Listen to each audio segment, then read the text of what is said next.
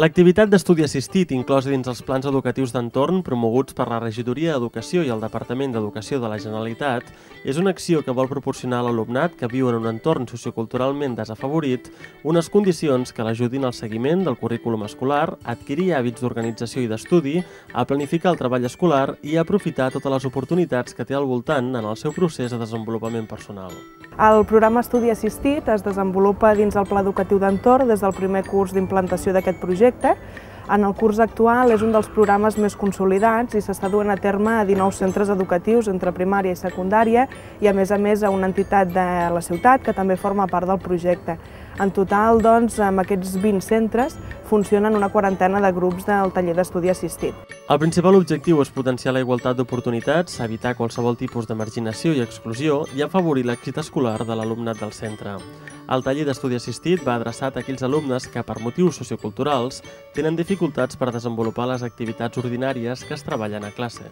És un espai que proporcionem als nens que no tenen medis, que són socioculturalment menys afavorits, bé perquè són nouvinguts o bé perquè a casa seva no són catalanoparlants, llavors els pares no els hi poden ensenyar la llengua, nosaltres li fem una miqueta com de reforç. Dins dels objectius generals del Pla Educatiu d'Entorn, que són el foment de la llengua catalana, la cohesió social i la interculturalitat, el programa en si en té de més específics, que seria principalment afavorir l'èxit escolar dels alumnes, potenciar la igualtat d'oportunitats i evitar qualsevol tipus de marginació i exclusió amb els alumnes que viuen en entorns socioculturalment més desafavorits. La implicació dels tutors en el seguiment de l'activitat i de la participació dels alumnes és bàsica per assegurar-ne l'èxit.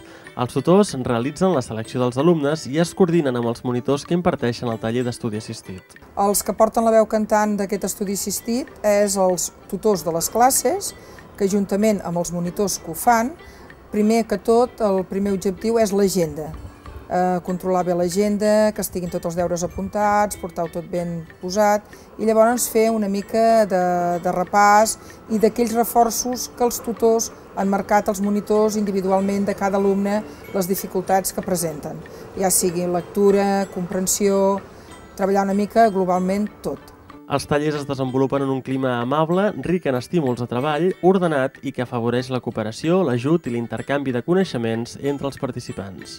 Normalment els nens són de la mateixa classe, llavors clar, acostumen a tindre dubtes comuns entre tots. Llavors això va molt bé perquè ja tenim uns dubtes sobre els que tractar, no? Llavors ells venen, presenten els deures, els dubtes que tinguin, llavors els tractem. Els expliquem entre tots, inclús a vegades des d'ells, un que ho sap ho explica a l'altre.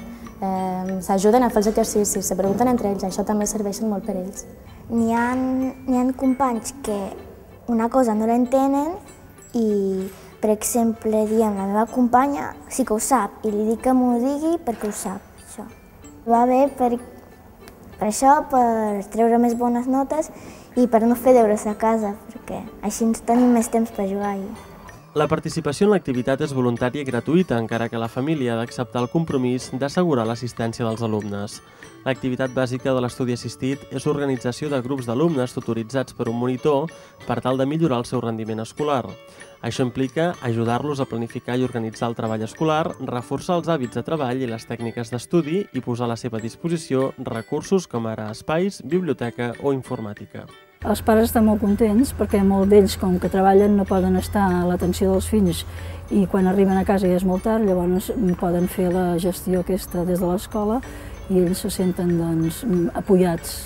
De vegades fem deures i la professora ens explica el que no entenem i si no, a vegades fem jocs de matemàtiques per aprendre.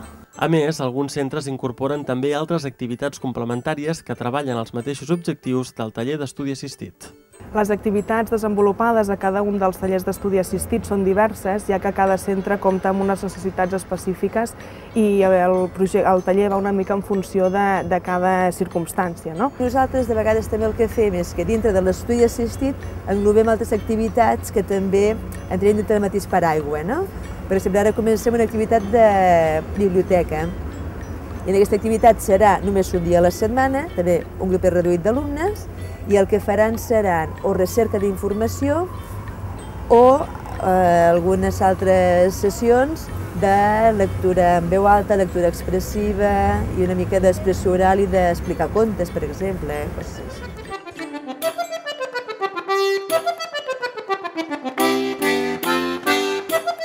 L'escola Rubió i Ors commemora enguany el seu 85è aniversari. Per celebrar-ho han preparat un calendari amb un seguit d'activitats destinades a alumnes, pares i exprofessors del centre, que donarà el seu tret de sortida aquest mes de març, coincidint amb la Setmana Cultural de l'Escola.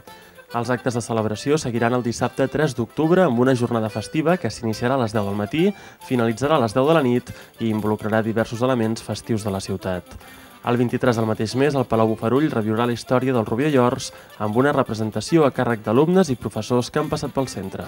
És un aniversari que se l'han pres amb molta il·lusió i moltes ganes. Hi ha una comissió al darrere que hi està treballant i també conjuntament amb l'AMPA i també la comunitat educativa, tots a una, perquè volem fer ressò molt fort d'aquesta festa dels 85 anys.